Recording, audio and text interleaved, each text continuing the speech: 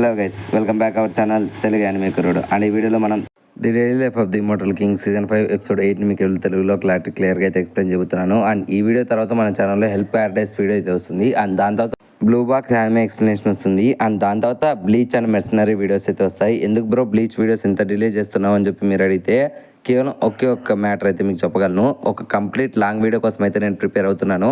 లేదు రిలీజ్ చేసామంటే 2 ఎపిసోడ్స్ ఇప్పుడే రెడీగా ఉన్నాయి, టుడే ఈవినింగే రిలీజ్ చేస్తాను. సో మీకు కొంచెం ఎక్కువ వీడియో రన్ టైం కావాలని మీరే అడుగుతున్నారు కాబట్టి ఈ డిలేస్ అనేవి తీసుకుంటున్నాను.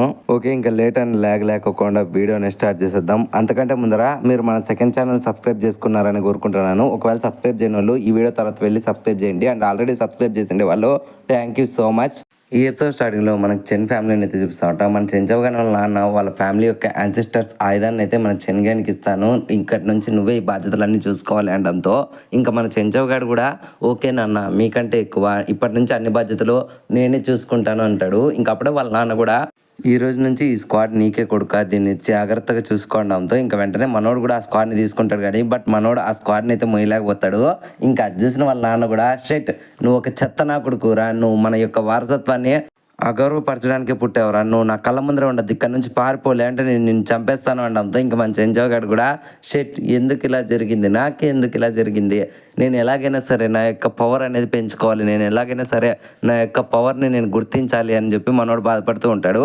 అండ్ ఈ గ్యాప్లోనే మన చెంచవగా ఎంతకైతే ఒక పాంప్లెట్ అయితే ఎగురుకుంటూ వస్తుంది. అందులో ఉండే వ్యక్తి మీలో ఉండే స్పిరిచువల్ ఎనర్జీని మేము పెంచుతాం అండ్ మీలో ఉండే అన్బిలీవబుల్ పవర్ని అయితే మేము బయటికి తీసుకొని వస్తాం. జస్ట్ మా దగ్గర మీరు ప్రీమియం తీసుకోవడం వల్ల మీలో ఉండే మోర్ క్యాపబిలిటీస్ని మేము బయటికి తీస్తాం, మమ్మల్ని నమ్మండి, మా దగ్గర రండి అని చెప్తాడు. ఇంకా అడ్జస్ట్ చెంచోగాడు కూడా ఓకే నేను వస్తున్నాను, నన్ను నేను నిరూపించుకోవడం కోసం నేను ఖచ్చితంగా ఈ ట్రైనింగ్ అటెండ్ అవుతానని చెప్పి మనోడు డిసైడ్ అవుతాడు.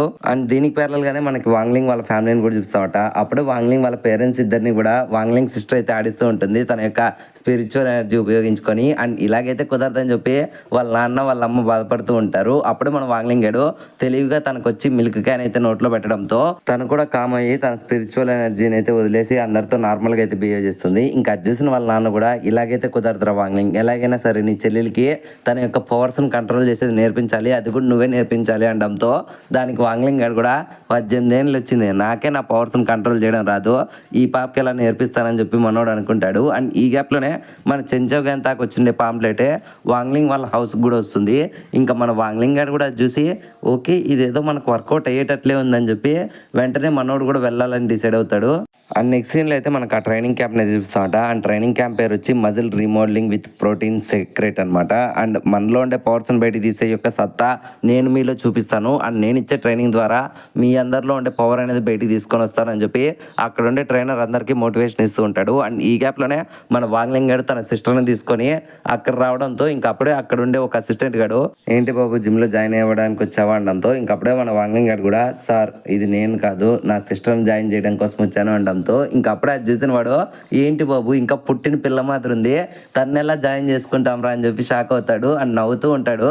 అండ్ ఈ గ్యాప్ లోనే దాన్ని గమనించిన మన సూరంగ్ పాప మన వాంగ్లింగ్ ని పిలిచి మాట్లాడిస్తూ ఉంటుంది. బట్ పక్కన ఉండే అందరు ట్రైనర్స్ ఇంకా అందరు స్టూడెంట్స్ అంతా కూడా మన సూరంగ్ యొక్క అందాన్ని చూసి మురిసిపోతూ ఉంటారు. ఇన్ఫాక్ట్ తనకు ఫ్లాట్ అయిపోయి ఉంటారు. అందం అమ్మాయి అయితే నీలా ఉందా అన్నట్టుందే.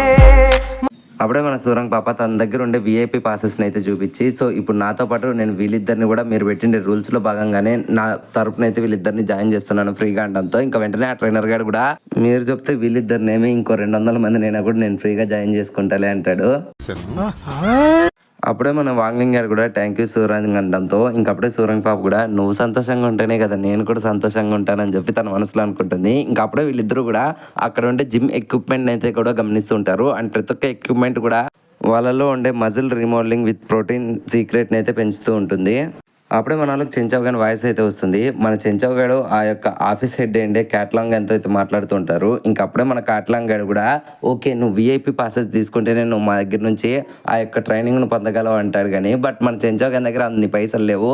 అప్పుడే మనోడు ఎలాగైనా సరే వాడిని ఇంప్రెస్ చేయాలని చెప్పి మీకు తెలుసా సార్ మీరు ఆ ఓల్డ్ మంక్ గన్ చేతిలో అదే ఆ గుండెం చేతిలో టోర్నమెంట్లో ఓడిపోయారు కదా, నేను అప్పుడు మిమ్మల్ని చూసేసానని చెప్పి మనోనికి తెలియకుండానే వాడిని ఎక్కిరిస్తాడు. ఇంకా మాట్లాడిన పక్కన వాళ్ళంతా కూడా మన క్యాట్లాంగ్ అని చూసి ఎక్కిరిస్తూ నవ్వుతూ ఉంటారు. ఇంకా దాన్ని చూసిన క్యాట్లాంగ్ అని కూడా కోపం వచ్చి అదంతా వద్దు కానీ నా దగ్గర బ్లాక్ గోల్డ్ కార్డ్ ఉందా లేదా అనడంతో ఇంకప్పుడే మన చెంచోగాడు నా దగ్గర లేదు సార్ అంటాడు. ఇంకప్పుడే దాని యొక్క వివరణ చెప్తామట. ఇప్పుడు నీ దగ్గర ఈ బ్లాక్ గోల్డ్ కార్డ్ ఉంటేనే నువ్వు నా దగ్గర నుంచి అన్ని ట్రైనింగ్ సెషన్స్ కూడా అటెండ్ అవ్వగలవు.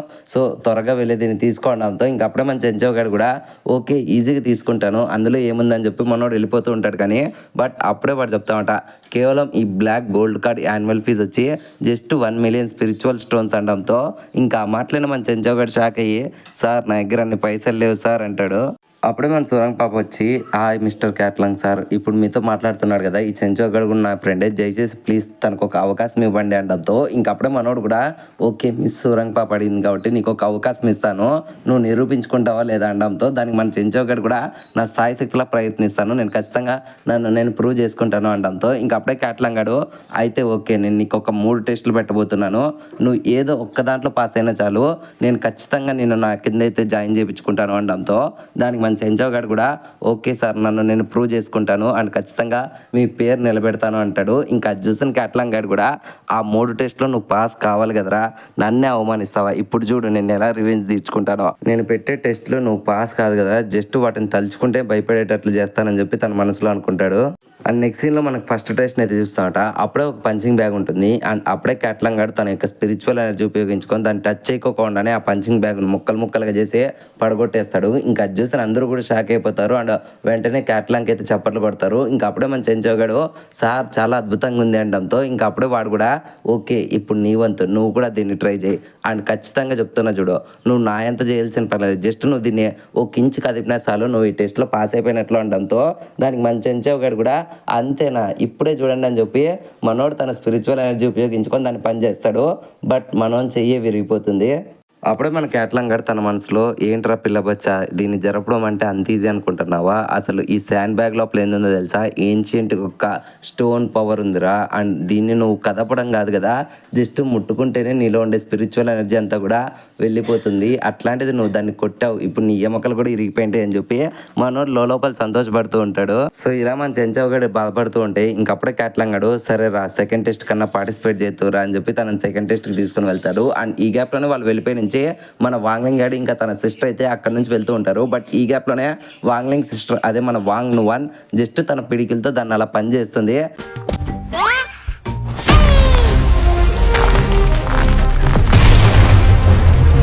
దెబ్బకి ఆ పంచింగ్ బ్యాగ్ కూడా పక్కన ఉండే గోడను చీల్చుకుంటా అక్కడ నుంచి గ్యాలెక్ అయితే ఎగిరిపోతుంది. ఇంకా మనోళ్ళు ఏమైంది అని చెప్పి వెనక్కి తిరిగి ఈ గ్యాప్ లోనే మన వాంగ్లింగ్ గాడు వెంటనే గ్యాలెక్ వెళ్ళి ఆ పంచింగ్ బ్యాగ్ ని ఎక్కడి నుంచి తీసుకొని వచ్చాడో అక్కడే పెట్టేసి వెంటనే ఆ గోడ అంతటిని కూడా వెంటనే రీమోడలింగ్ చేసేస్తాడు, లైక్ ప్లాస్టింగ్ చేసి పారేస్తామట.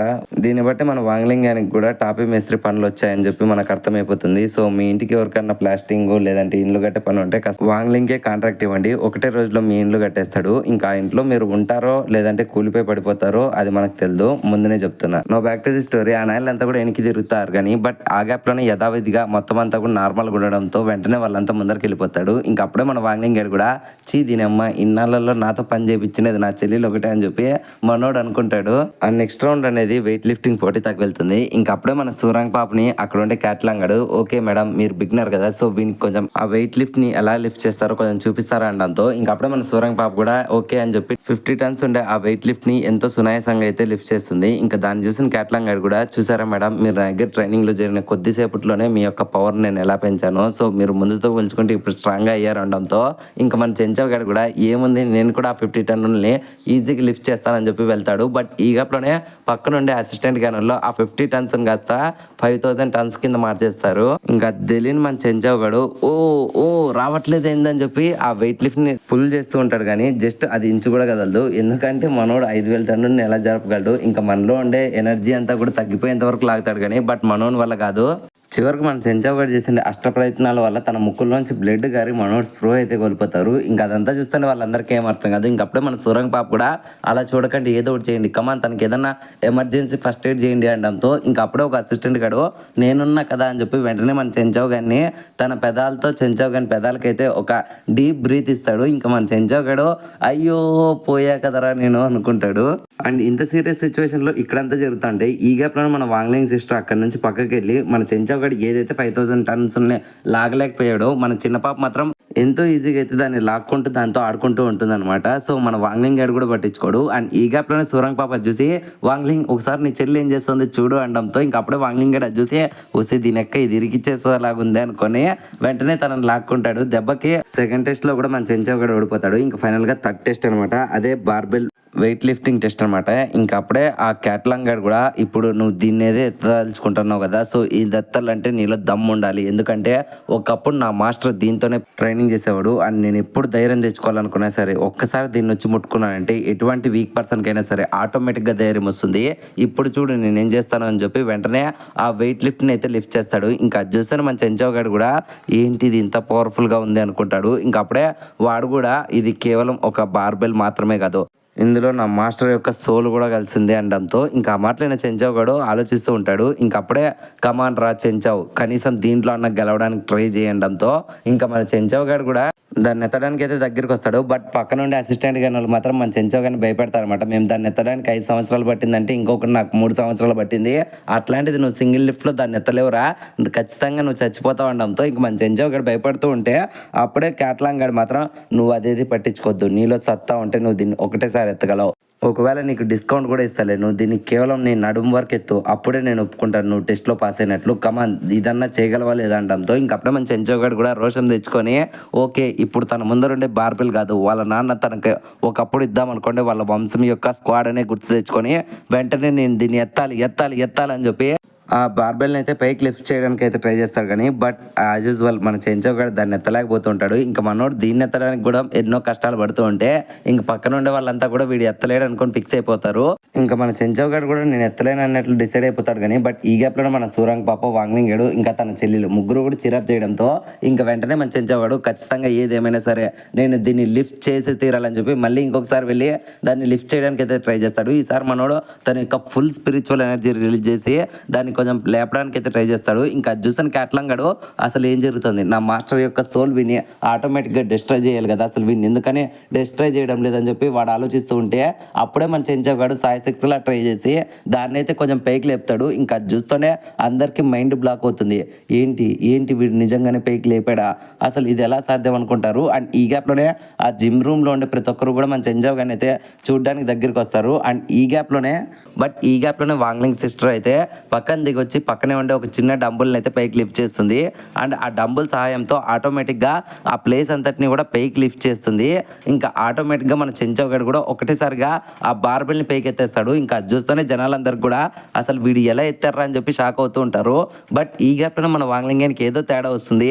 ఇదంతా తన సిస్టర్ పని అని చెప్పి వెంటనే సూరంగ్ పాప వెళ్ళి పాపను ఎత్తుకుంటుంది. అండ్ అప్పుడే సూరంగ్ పాప ఈ బిల్డింగ్ అంతా కూడా గాలిలోకి వెళ్తుందని చెప్పి అర్థమైపోతుంది. అండ్ ఇదంతా నువ్వే చేసావా వాంగ్ నువ్వా అని అనడంతో ఇంకా వాంగ్లింగ్ సిస్టర్ కూడా నవ్వుకుంటూ ఉంటుంది. ఇంక ఇలాగైతే కుదరదు, దీన్ని ఎలాగైనా సరే నార్మల్ సిచ్యువేషన్ తీసుకొని వెళ్ళాలని చెప్పి మన వాంగ్లింగ్ గడు వెంటనే బయటికి వెళ్ళి అండ్ ఎప్పుడైతే వాంగ్ నువాన్ గ్యాలెక్ తీసుకొని వెళ్ళి గ్రావిటీ పుల్ని క్రియేట్ చేసిందో దానికి ఎగ్జాక్ట్ ఆపోజిట్లో మన వాంగ్లింగ్ గడు ఆ మొత్తం అంతా బిల్డింగ్ని కూడా భూమి మీదకి తెస్తూ ఉంటాడు. సో అలాగే ప్యారలల్గా మన చెంచావ్ గడు ఎప్పుడైతే డంబుల్ని కిందికి వేస్తాడో అప్పుడే ఆ బిల్డింగ్ కూడా నార్మల్ స్టేజ్కి వచ్చేస్తుంది. సో ఎవరికే డౌట్ రాదు. బట్ మన చెంచావ్ గారిని చూసి అక్కడ ఉండే వాళ్ళంతా షాక్ అవుతారు. ఇన్ఫ్యాక్ట్ ఆ ట్రైన్ క్యాట్లాంగ్ గడు కూడా నువ్వు అదరగొట్టేసావు బాబు, ఇన్ఫ్యాక్ట్ నువ్వు నా మాస్టర్ యొక్క అప్రూవల్ని తీసుకున్నావు, ఇప్పుడు నేను నీకు ట్రైనింగ్ ఇస్తాను అని చెప్తాడు. ఇంకా దానికి సూరంగ్ పాప కూడా మన చెంచావ్ గారిని కంగ్రాచులేషన్ చెప్తుంది.